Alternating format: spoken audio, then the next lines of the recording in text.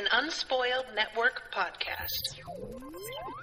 This is Spoil Me, covering One Piece, episodes 592 through 594. To annihilate the Straw Hats, legendary assassins descend. Save Nami, Luffy's fight on the snow-capped mountains, and formed Luffy and Law's pirate alliance. In these episodes, Law is working with Caesar Clown, but now isn't, I guess? Law, I just don't know how to feel about Law. I just don't. Welcome to Spoil Me.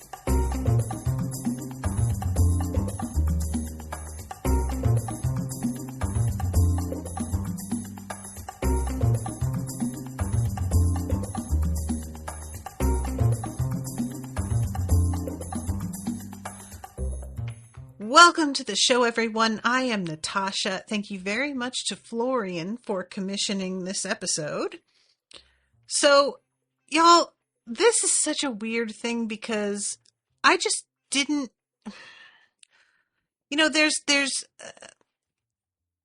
we have this scene where Law is sitting with Caesar Clown. I'm jumping ahead here. Forgive me. But this is the part that I'm the most concerned about. And he hears that, Caesar Clown has given the children this, drugged candy to keep them from leaving, right? Now, I will say, evidently, Law didn't know the children were being drugged like this. It's unclear to me still if Law was aware that the testing was being done on children to begin with, but I think he did know, based on the way that he, outlines what's going on later, and he says that, making the children into giants was part of the military experiment. I don't see how he has that information already and didn't know what was really going on here. I have to assume he knew. And due to that, I really feel weird about allying with him. On the one hand, the point that is made later about how Luffy doesn't see alliances the same way that a lot of other people see alliances, so that Law will probably be overrode whenever he tries to do something particularly terrible. That gives me some comfort that, in an alliance, Luffy is still pretty much in charge, right? So I'm trying to believe that Law won't be able to get up to anything truly awful, but I am just still so deeply uncomfortable with the fact that he threw in with Caesar Clown, evidently knowing plenty about what Caesar Clown was up to. And the drugged candy, that's the only thing that it seems like he wasn't aware of the extent of this, that these kids had been made into addicts, essentially. And he has the grace to look kind of horrified by this. But I just really wanted something to be more shocking to him so that he really backed off and was sort of, oh, you know what? I didn't know this. Something, I wanted a scene where I really felt like we get confirmation he didn't know some of the worst parts of what was happening here. And we don't get that. And I understand that the reality of life is that sometimes we've got to ally with people that aren't the best, right? I get it. However, I just feel like I want more than that from Trafalgar Law after having seen him help Luffy. I raised my estimation of what he was capable of and how good of a guy he is, I think. And so I'm more disappointed than I might have been otherwise at seeing who he is willing to throw in with.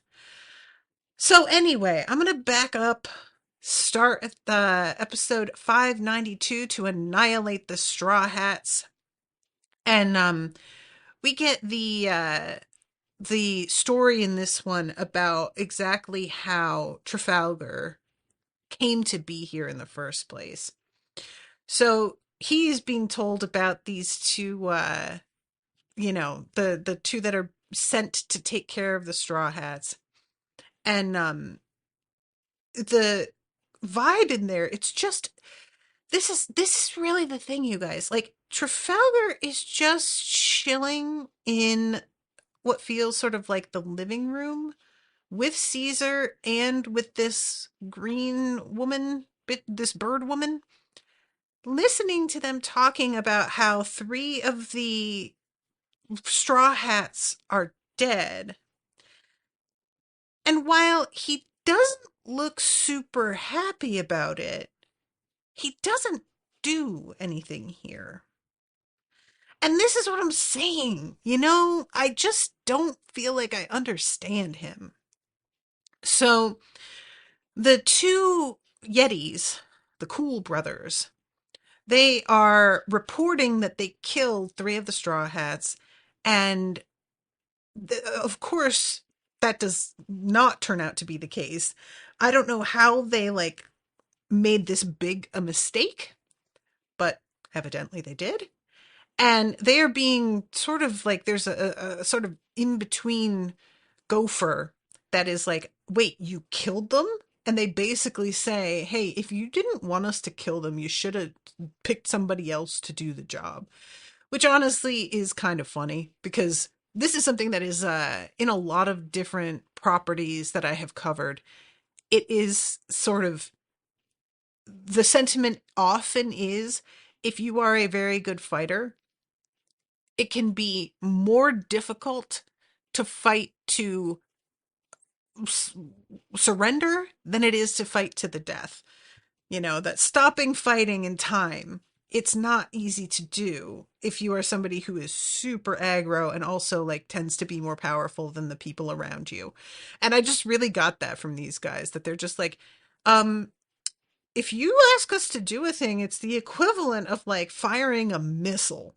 So if you didn't expect this to be the way it worked, I don't know what you called us in for. But yeah, the dudes who are talking to them seem pretty afraid of the two of them as well, so they clearly have some sort of a reputation. Meanwhile, this I still can't remember her name, guys. I'm so sorry, but the bird lady, she's leafing through this book with all of their bounties and descriptions of them.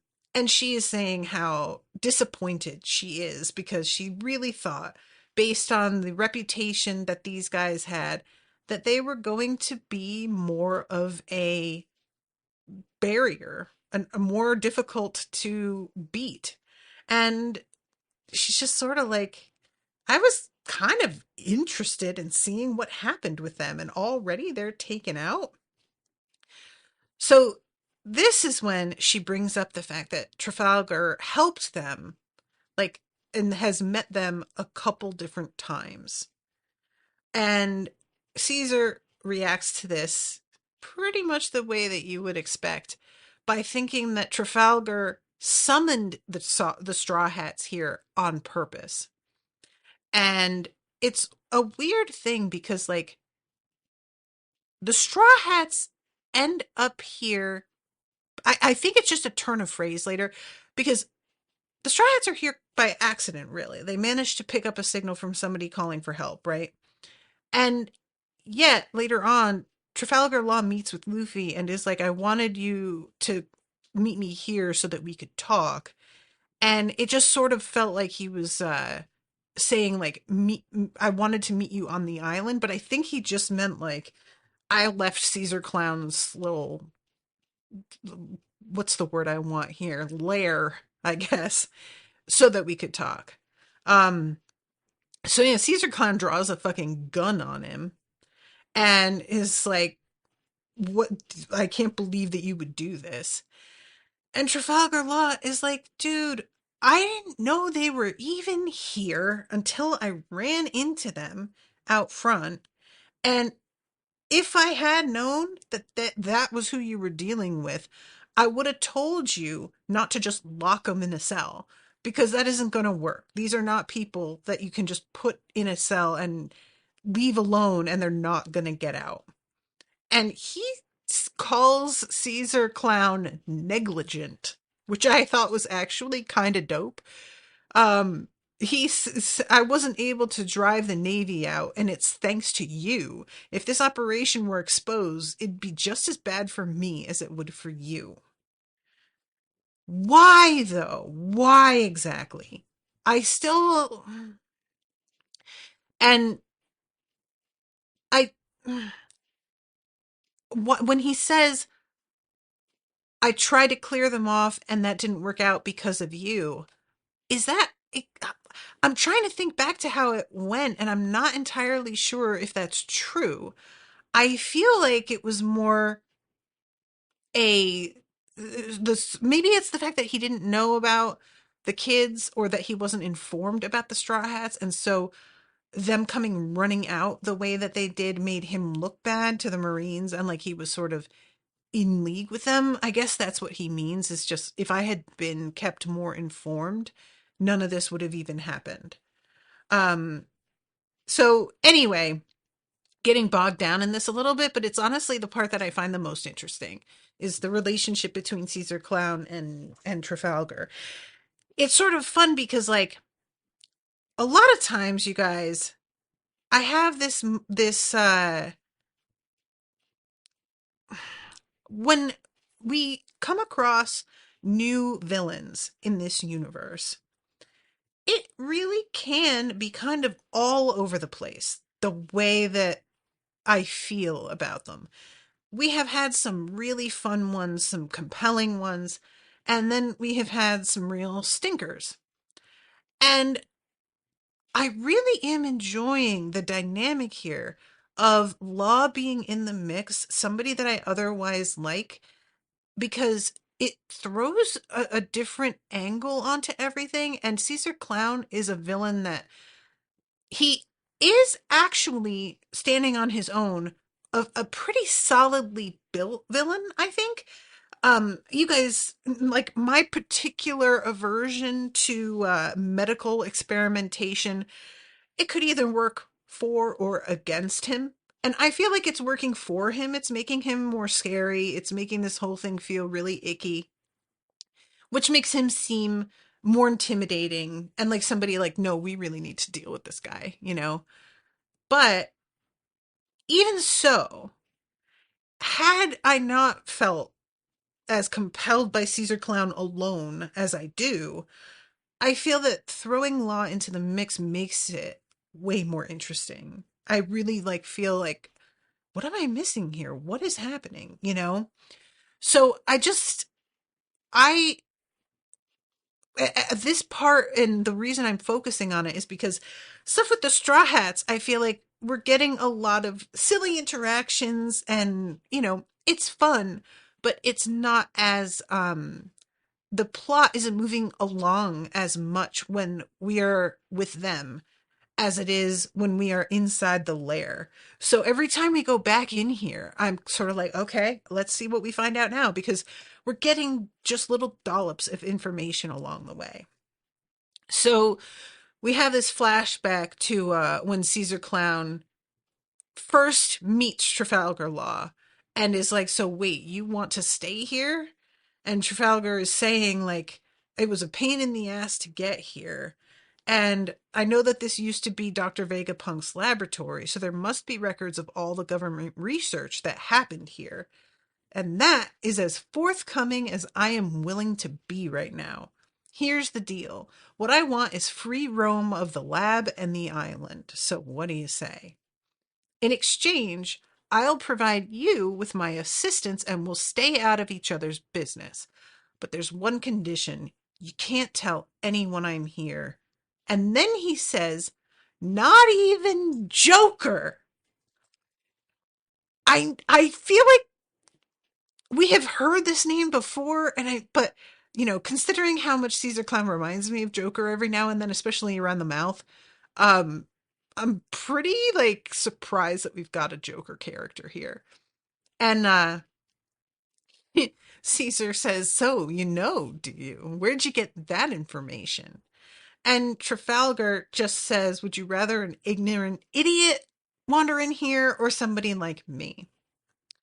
And Caesar Clown says, "I don't trust you, but I also can't really think why this is a bad idea. I don't see the harm." Monet, that's her name. He says, "What do you think, Monet?" And he looks over at her and she doesn't have any wings. She's just a regular lady. Her hair is green, granted, which is a little less regular, but not unheard of. Um, and yeah, this, like, I'm assuming she calls him the surgeon of death. She calls Trafalgar Law the surgeon of death who consumed an op fruit. Um, I don't remember, guys, if we ever actually heard the name of the fruit. I feel like this is the first time. And is that what it's supposed to be when he like moves one personality or one spirit, I guess you could say, to a different body? It's supposed to be sort of like the equivalent of an operation? I guess. Like, I don't hate it. It's I'm just, that is not what I would have thought of, but I guess when he says room, it's like operating room, right? Like, this is the room I'm in. That is really interesting. I feel like Trafalgar's power, knowing this, there's so much more potential, especially because obviously Oda is already thinking outside the box. So I'm not ready for this. Um, and she mentions to Trafalgar, "We've actually got some patients here who have been paralyzed by poison gas, so you can help them, can't you?" And it was interesting because they are all like being floated around with little clouds. I think they're meant to just be maybe like helium balloons or something, but they are very much reminding me of being on Fishman Island and the way that the mermaids and stuff would get around when they were on land. And it also, I couldn't help but think of, um, I can't remember his name, but y'all, if you've read Dune, you know who I'm talking about. The villain who is like a huge obese man that's being carried around by like machinery, basically, that floats. Um, and he like has a very sinister vibe to him because of that floating sort of presence. These guys, not quite the same. They really feel like they're more on a ride at a carnival.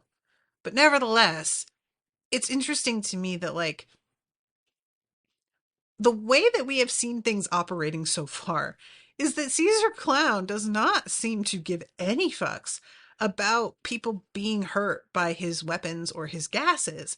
So the fact that we've got some patients that are paralyzed and that they are looking for a way to help them genuinely surprised me. And I'm sort of wondering if this is just Monet, if Caesar Clown doesn't give a shit about them and Monet is the one that's sort of working on this, or I don't know how to, maybe it's just like part of the experimentation and I'm giving it too much credit. Like, I'm seeing it as they want to help these people out of empathy. But I'm sure that's not really the motivating factor, right? It's, well, this is how they got paralyzed. So let's see if we can figure out how to make it like unparalyze them. And just for an experiment, that this is like a fascinating question. Um, so Yeah, we go back to the present, and Caesar Clan is like, all right, you know what? You're right. You would stand to lose as much as me. Plus, you had to do a lot of sucking up to the government to get this cushy job. So I don't think you would risk losing everything by making a mess of things here. I'm being silly. I'm sorry. It was very funny, you guys, because like I said, I'm finding Caesar Clown pretty compelling as a villain. And just him stopping and saying, I'm being silly, my apologies. I don't know if he is legitimately like apologizing here. I felt like he was, but I don't think we have ever heard, ever, a villain actually apologize to anybody that he works with in this universe. Ever. They always are painted as like, you're questioning me and then instantly killing that person or beating the shit out of them. Caesar Clown is being painted as a lot more sympathetic, not sympathetic. He's being painted as just like a lot more reasonable in maybe a short term way. He may be like, uh, it may not be that he is actually sorry and he is just trying to be convincing to Trafalgar. But even so, that is showing more intelligence than most of the villains that we have run across before. They aren't even willing to give a show of humility or being apologetic and admitting that they fucked up. Their pride is too much for that. So the fact that he's doing this is, I think, like kind of a mark in his, not to say again that this is just making him a more interesting villain, not making him like a good guy. Um, so the jumping ahead a little bit here. We already talked about the fact that Trafalgar finds out about the kids and that they are having drugged candy. He does not look pleased about this, but nevertheless, he is in it. Um, and we go over then to it's going to be so hard for me to keep track of everybody because we had everybody switch bodies to begin with, and now like by the end of this trio of episodes, we have a few of them switch back, but not all of them. So this is when the two brothers, the Yeti Cool brothers, they bust into the spot where Nami and Chopper are. Um, and this is at the same time as Sanji and the group that he is with sees the giant footprints and begins to realize like, oh shit, something is going on. And they hear like what they think are explosions. So our friends are instantly like, okay, something is up here. And I love it. Luffy says, beast looking guys, big ones. We've got to go back. Nami and Chopper are in danger. And Nami is in Frankie's body, but it seems like she doesn't know how to use any of his abilities. Like, she doesn't know. There's a point where she's sort of like making laser noises, but she isn't able to get any. I can't tell if she is unable to or if it's just that she doesn't want to try because she doesn't think that they're very like she holds lasers in contempt a little bit, it feels like to me, because Chopper's assumption then is you're making fun of lasers and he gets very indignant about this. So I wasn't sure if it was supposed to be like I legit don't even know how to do it, or I could use them, but I'm not gonna because lasers are fucking dumb, guys. But I think that it is that she can't. I feel as if she could, she'd just go ahead with it at this point. Um, so they're inside this cave, and like at this point, they don't actually know what is happening. There's just this like loud noise, and all of these rocks and snow and stuff are beginning to like come crashing down on them from the ground or from the ceiling. So Chopper in Sanji's body, he climbs out and is trying to figure out what the hell's going on, but he looks around and he doesn't see anybody. So he's shouting back down to Nami, like, there is nobody out here, my guy. But we see the smoking barrel of this gun, and one of the brothers pop out and say, all right, let's do this. Now, I will register my surprise at the fact that these guys have guns. I never thought, and we may have seen it in their silhouettes at the end of the last episode, but I never thought that these dudes were going to need guns. They are so huge. What's even the point? You know, just crush them with your hands. Where do you even get guns that size? I want to say. But then I figure probably Vegapunk made them or Caesar Clown made them. I don't know. So, uh, then we get this scene where it's so sad. Brownbeard knows who these two dudes are. And he's keeping it to himself, but then they like press him, and he basically gloats over the fact that we've never actually seen these guys, but we have worked with them before, and we know that anytime an assassination is set up, they fucking handle it. And they're mixed with some sort of beast because they're covered in fur, and they like live outside and they come out whenever there's like a blizzard. And their names are Scotch and Rock, which is very funny actually. I kind of love that. They're about 25 years old, and I love nobody knows what they look like, lassie. Still, they're tough, and they've come to this cave to rescue me. You're in trouble. If they're here, that means you're on their hit list. Y'all, I wanted to be more, like, to be able to gloat a little bit more over the fact that Brownbeard is so wrong here, but I just didn't have the heart. It is so sad because one of the Yeti brothers instantly has his fucking gun. I don't even want to call it a gun. It's like a cannon. And he's pointing it right at Brownbeard. And he's like, just so you know, you happen to be on our list too. And Brownbeard straight up, like, short circuits. Like, he can't even process this because it's just, there's no way this is true. To the point that he repeats back, you came here to kill me? Wait, no, sorry. Ha! I must have misheard you, man. You had me really scared. But the master must have sent you here to help me, right? Just unchain me and I'll help you take care of the Straw Hats.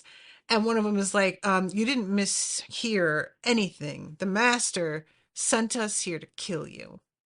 And he says that he doesn't believe them.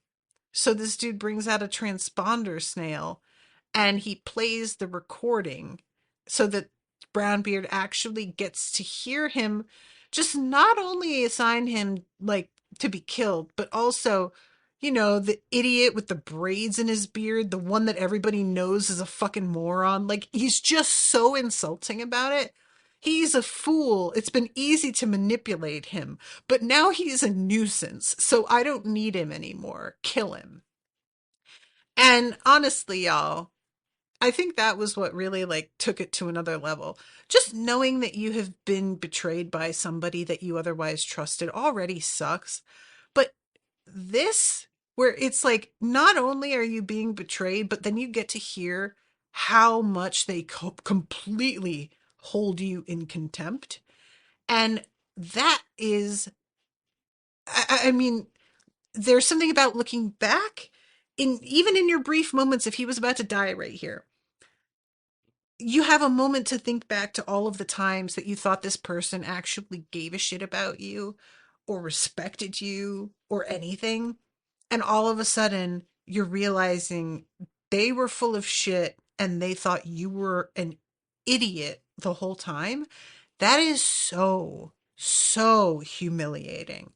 So I think that's why it kind of crossed over from me being like, ha ha, Brownbeard, to like, oh, Brownbeard, buddy. I'm sorry, you know. So anyway, Luffy, it's Luffy, Sanji, Nami, not Nami, Robin, and Frankie in Chopper's body, right? That are coming to help. Um, so we jump over then back to a scene in the lab, and it's a flashback from Brownbeard's perspective, where he's all bandaged up, he's waking, and I really like this, again, you guys, because he's being talked to by Caesar Clown, who is telling him there's no need to worry, you're safe here. And you guys, there are so many times where, like, a villain, you get a flashback of them promising something to somebody, and you can't help but be like, why did you fucking trust this guy? But actually, in this flashback, Caesar Clown does feel a little bit like he comes across as a little believable, as a decent guy. You know, he seems to be have a real smile on his face and kind of go, hey, you know what? You really are safe. I know that you're probably concerned, but please, it is of the utmost importance to me. It's believable. And despite the fact that he has a really freaky look to him, you know, set that aside, um eventually we have Brownbeard cracking up as he finds out that he has got a whole new set of crazy legs that I don't remember what they're supposed to have belonged to. Some sort of lizard, but it's like, you know, not a lizard that I know of. And it turns out this was the thing that when Monet was talking to Trafalgar, I had been thinking this whole time that these centaur guys were undoubtedly the work of Caesar Clown. Why would you not think that? And it turns out it's fucking Trafalgar who did this, which, like, they seem happy about it, so I guess it's fine, since otherwise they wouldn't have been able to walk again. But I really had, like, a moment of shock here. Never saw that coming at all. And then we have Caesar Clown, like Brownbeard, coming in and reporting and telling him what he has found on his roaming the island. And Caesar Clown telling him what a fine patrolman he is. So yeah, it's just such a bummer, man. So the shot gets fired, and Brownbeard, I doubt, probably isn't dead. I don't know. He gets shot at like a bunch of times though. So I don't really know if, like, if we're gonna sacrifice anybody within this story, I feel like you gotta sacrifice Brownbeard. But so if I didn't know that everybody is always alive, right here, I'd definitely be like, yeah, that man is dead. He collapses in such a way that I think, but you know, you never know. Um, Meanwhile, Nami and Chopper are both really horrified and confused because allegedly these dudes are on the same side. So all of this is not only upsetting, but also like, well, now we have even less of a clue what the fuck is happening here. Finally, Luffy manages to catch up and he starts like running toward them, gets shot, and then bounces back.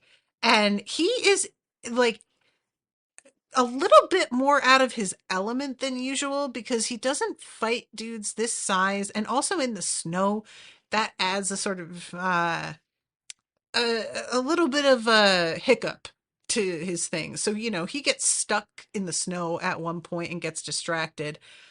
And this is when Nami gets grabbed. She gets carried away, and she, like, I was a little bit bummed that she winds up being the sort of damsel in distress, but also, what can you do? I guess maybe it's not because like they take her not intending to take her because she's Nami. They don't realize that they have had their bodies switched. So at least I can say in another storyline from this show, Nami would have been taken because she's the woman and because she's hot and because there's some creepy plan for her. But at least in this storyline, I can say it being Nami is a pure accident. And they actually wanted Frankie because they want the reason that Caesar Clown is interested is that he knows a bunch of Frankie's parts are actually Vegapunk technology. So he is looking forward to being able to tear him apart, and whatever's left, scrap metal, and the rest of the tech, maybe we can actually do something with this. Um, so we have a brief like stint. The stuff that's going on with the Marines in front of the lab, very little interest to me. I'll be honest. This is all we're kind of cutting back to it intermittently, I think, just to remind us that there's anything happening. But we aren't really focusing on this part of the story for right now. So we have the clash between Smoker and his guys and a bunch of the centaurs. Then we cut off to Trafalgar Law, who is told that you can't leave when the Navy is in the area. And he uses his power on them. And this, I just always feel bad for like randoms who they're just doing what they were told. They're just fucking henchmen. They don't know. And he just like uses room. He pulls out his sword and swings it. And the way that this is done is like we only see him from that moment. And he says, I don't give a damn. You guys may not know this, but I go where I want. And then the camera pulls out, and we see that the two of them have been beheaded. Now, again, this makes me kind of go, all right, Trafalgar, though, really? Like, wow. But also, one, he is working with the guy who's like got these henchmen that he knows this dude is kind of fucked up. So maybe killing henchmen, these are also bad guys, and that's not so bad. Also, we have seen that beheading people with his ability doesn't necessarily kill them. So it may just look way more savage than it actually is. I don't know. Um, so we have the regrouping as everybody realizes that Nami was carried off.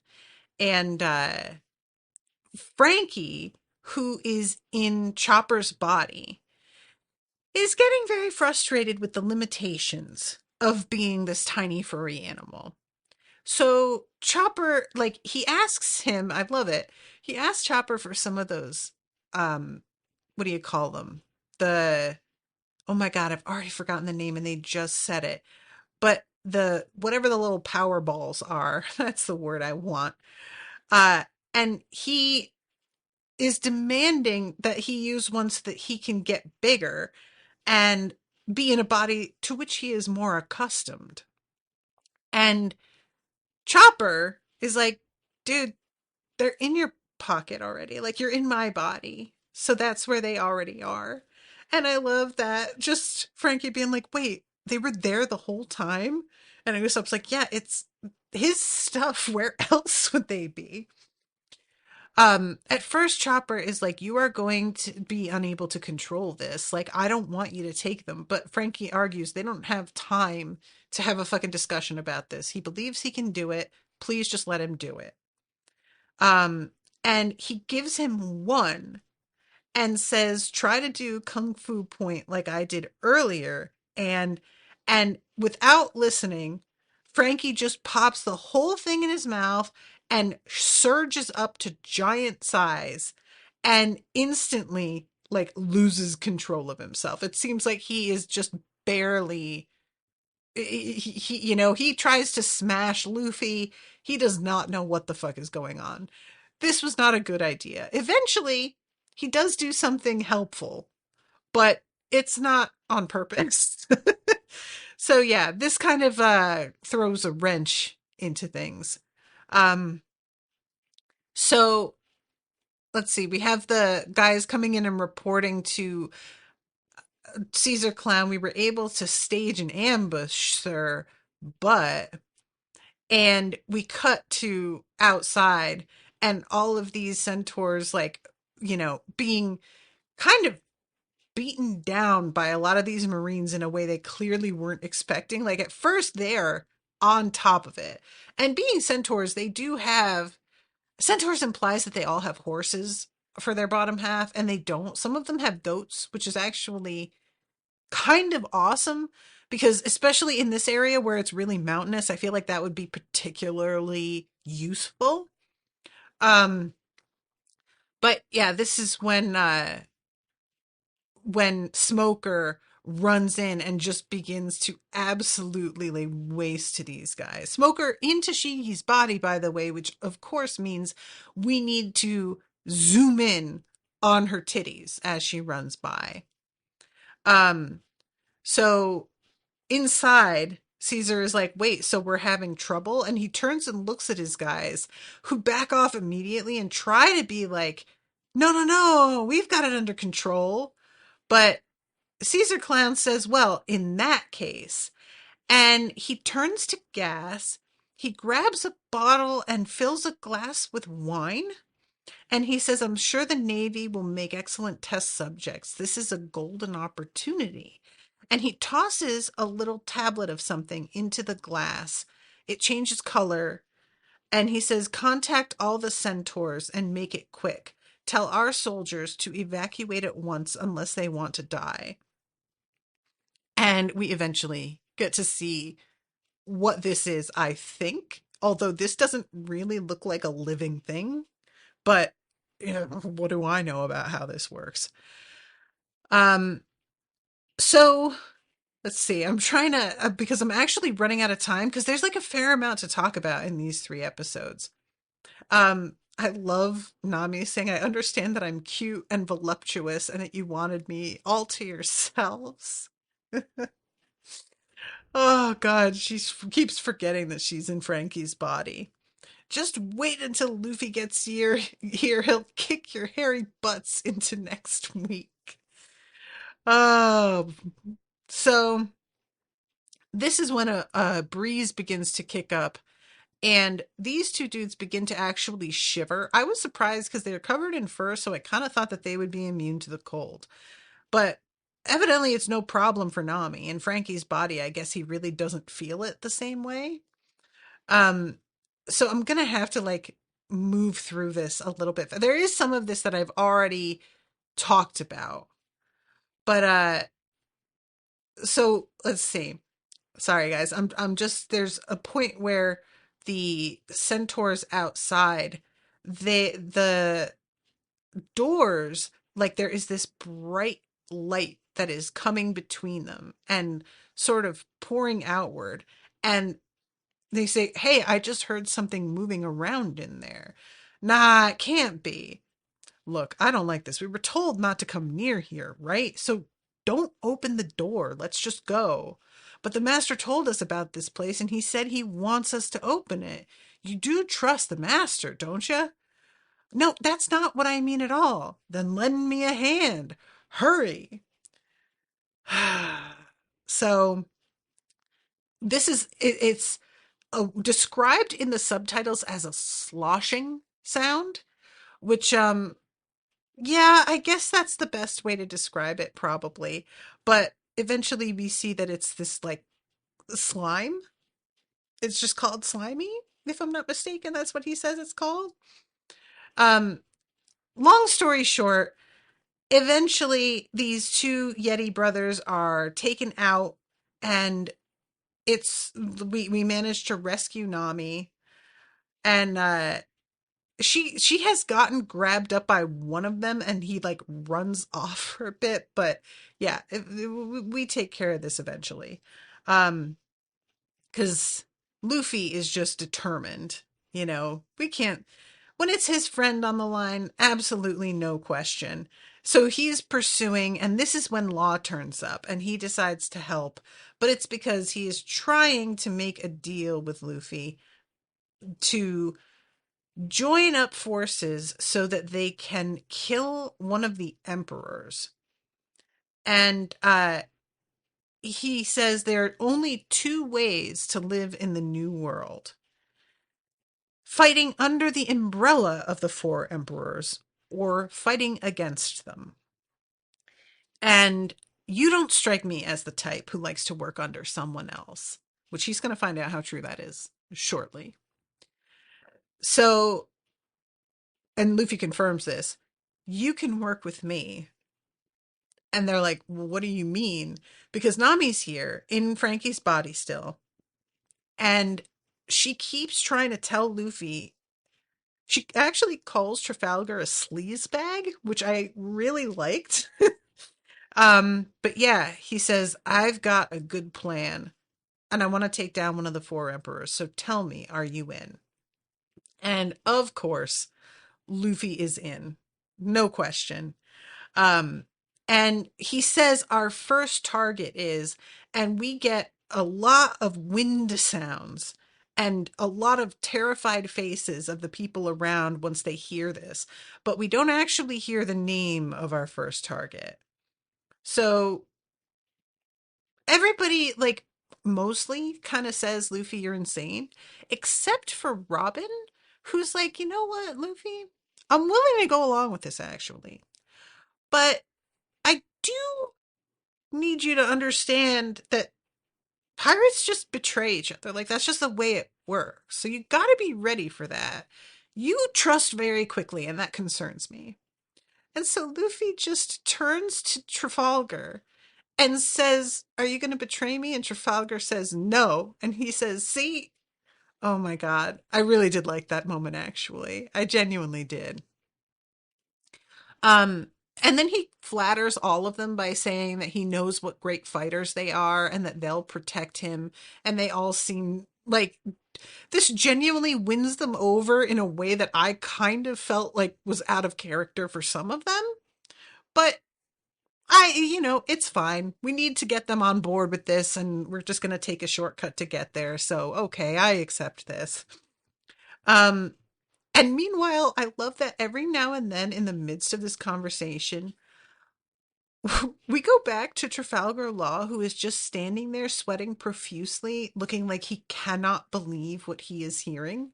This man wasn't prepared at all for the entire vibe of Luffy when he is with his crew. The last time that Trafalgar was apparently around him was after the battle with Luffy fucked up and out of it, like he was not okay. And now we have Luffy at peak form, better than ever, all of his friends around him, and Law obviously is just, oh God, I thought this was a good idea. I'm not taking it back yet, but I am kind of wondering, was this the move to make?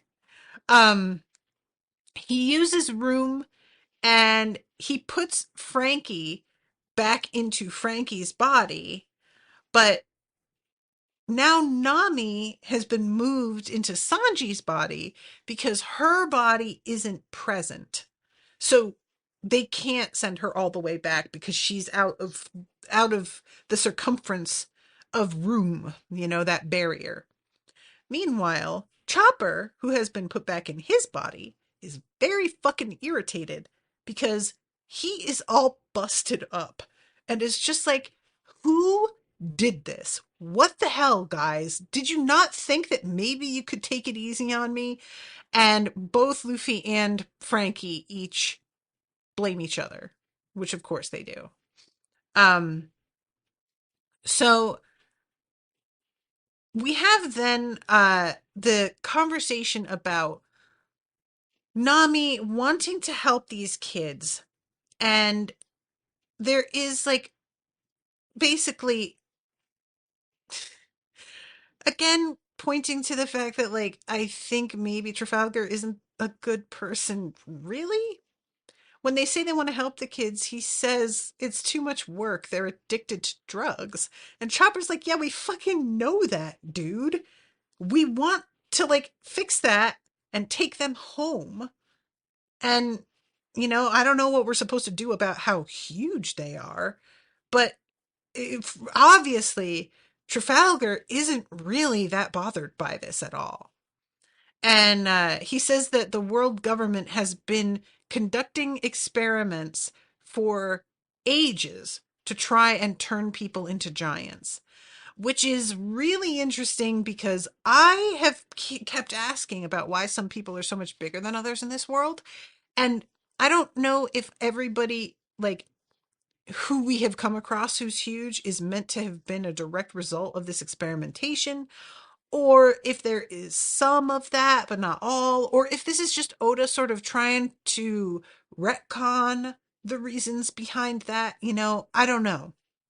But Robin is like, well, why would they do that? And he says, I think they were trying to create soldiers. It would be very hard to beat an army like that. Caesar's probably hoping how to figure out how to do it first so he can beat Vegapunk and the government to the punch. But I don't think it's that simple. Oh, yeah, I wanted to mention too. I keep like operating thinking that Vegapunk is dead, and I keep being reminded repeatedly that he is not dead. Every single time I'm like, oh, right, right, right. He's still around. So yet again. Um, and he says to the Straw Hats, like, are you sure you want to help these kids? You don't even know them, do you? And Nami is like, no, but they're fucking children crying who need help. So yeah, we want to help them. Like, there isn't really a moment of them kind of going, the fact that you don't want to help them makes us sort of feel like maybe we shouldn't have joined up with you. But I guess. Um, so Trafalgar tries to say, all right, cool. Me and Luffy are going to take off, and you guys can stay and help the kids. And Luffy's like, guy, what? I'm not leaving. Like, they have to do this. Sanji has that samurai that he's working to put together. If you're going to work with us, you better get used to helping people. And again, with Trafalgar getting this expression on his face, like he has just seen one of the most humiliating things.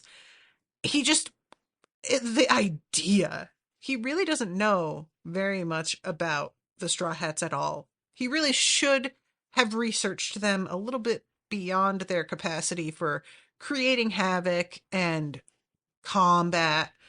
Like do some interviews with folks who have encountered them.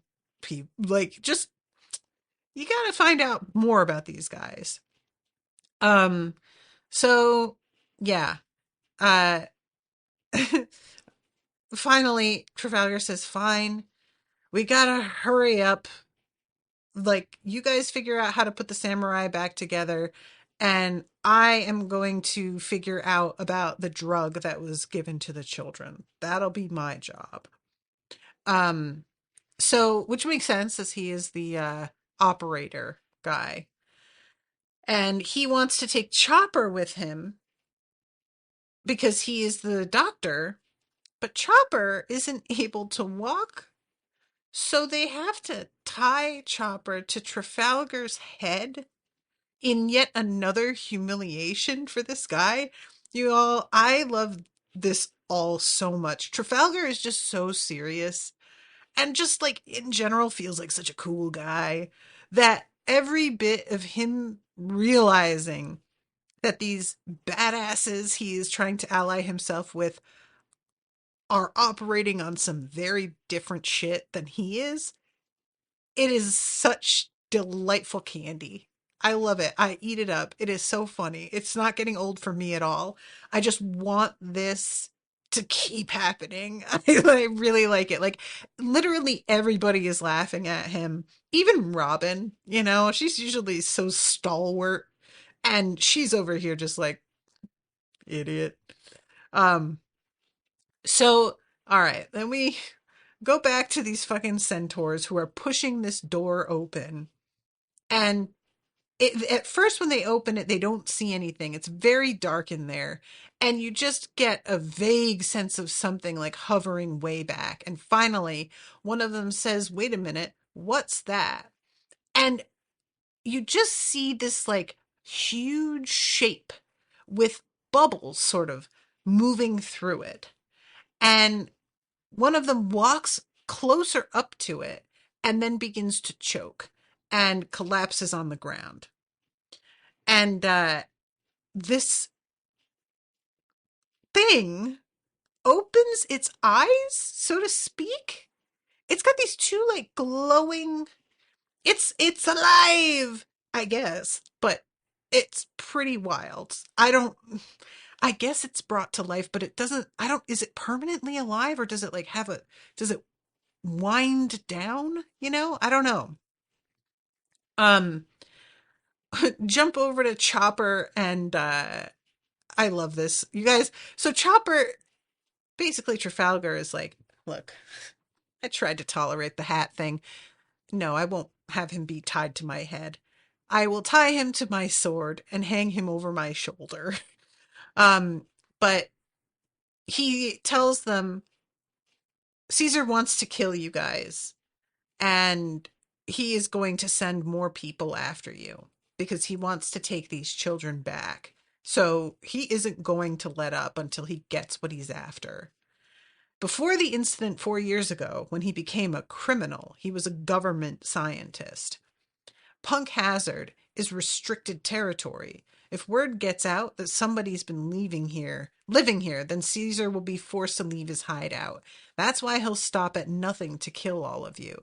This is a guy with a bounty of 300 million. Not only did he eat the gas fruit, he's also got weapons of mass destruction. A force to be reckoned with. Um, and Nami is like, 300 million, huh? And even though she sounds intimidated, I couldn't help but think she might be wondering if they could cash in on that. So it he kind of finishes Trafalgar by saying, those of you who can't use hockey should steer clear. He's extremely tough. And Luffy says we do have some hockey users. Me, Zoro, and Sanji. That should be enough. Plus you. Guys, was I aware that Sanji and Zoro officially were using hockey? I don't know that I knew that for sure. It's mentioned so casually here that I feel like maybe we were meant to infer it, or that it was mentioned and I've simply forgotten. But I really don't recall this at all. So it's just like the way he just drops this, I was like, what? But anyway, um, Salah says, um, this is going to be the fastest way to do this.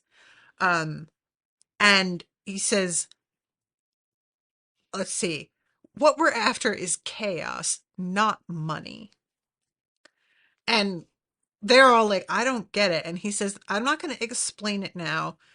Eventually, we'll talk about it. But for right now, it's better to focus on just capturing him. And it's not going to be easy. As soon as that's done, I'll explain the whole plan to you in detail. That said, once we get our hands on Caesar, that's going to set everything in motion. So be ready. There's no turning back. And I'm really curious about this because, the whole reason that he came here and he wanted to find some like old research and stuff. So I'm assuming that the reason that he's been tolerating everything he has, it was like in regard to working with somebody shitty like Caesar Clown. It's a combo of, clearly this is a guy who doesn't have the sort of empathy that I would like to see based on the way he's reacting to these kids, and just like, yeah, let's just give them back and leave. But also, I think he's got a much bigger picture sort of thing going on, and he believes that this is a necessary evil to get to where they need to go. Um so yeah, I don't this is just a really he's compelling. I don't know. I like this. So we go back to Caesar Clown's laboratory at this point. More of this battle, and eventually, I'm sorry, I'm trying to get to the spot where this stuff comes out. Oh my god, here it is. This is my favorite. You guys, I want to read this word for word because I fucking died. So, there's this phone call coming in to Caesar, who's busy. And it's ringing and he's doing whatever at his table. And there's this other guy who's like, you have a call. Sir, you have a call. And Caesar says, "Oh, let it ring. I'm sure it's something along the lines of, we opened the door and something terrible was inside. It's killing our comrades left and right. Oh, master, please help us," etc., etc. Why would I want to listen to that?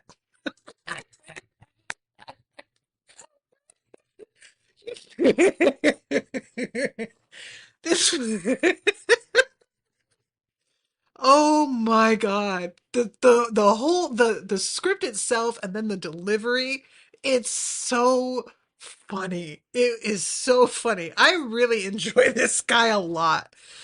Uh um and he's like, "Well, I had been thinking I was going to need to find more test subjects, but there are a lot of people on this island right now. So actually, I've gotten lucky. I can do all kinds of things, and nobody is going to, be able to get away from it."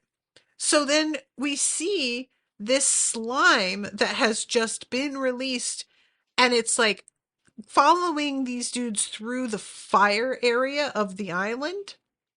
Because that's where the door was. It was in the burning lands.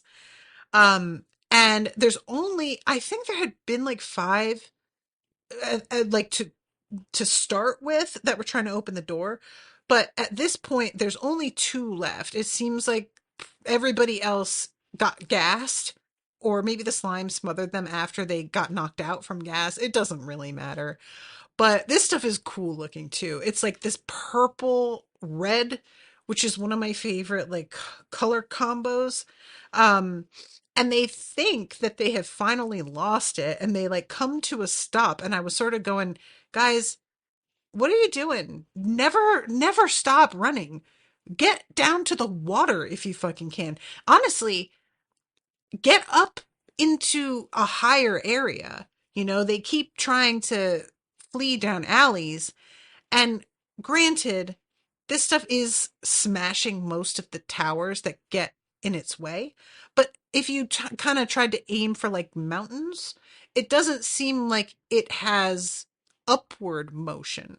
It seems like it's sort of like the equivalent of when Rickon is trying to dodge the arrows in Game of Thrones, and everybody was just yelling for him to fucking zigzag, and he just ran straight ahead. It was that sort of energy for me. It's just like, dudes, come on.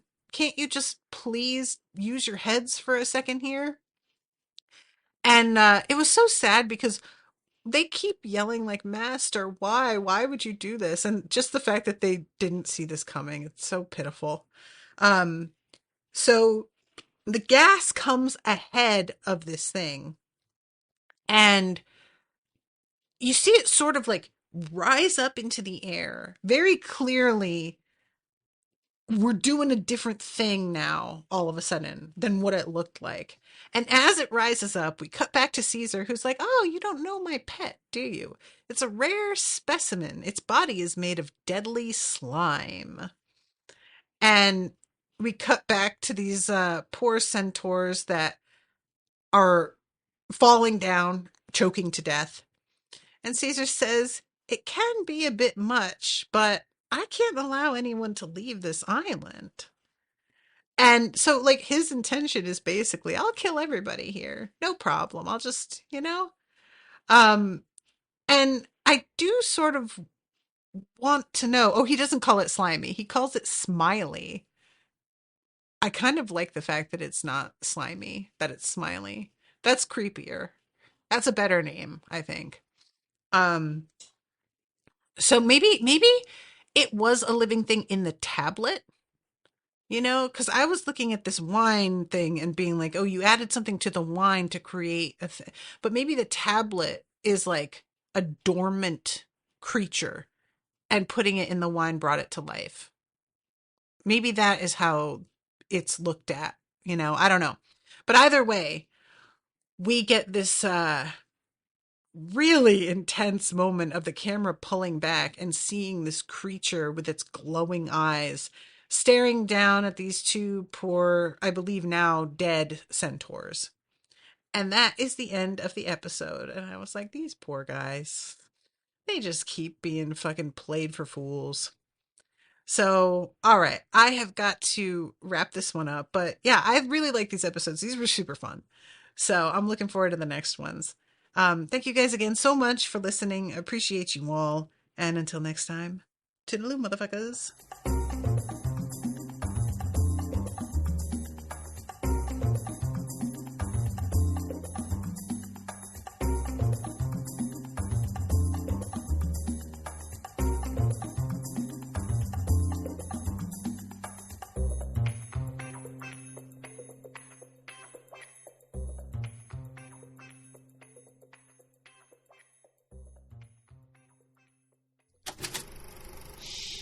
That was an Unspoiled Network podcast.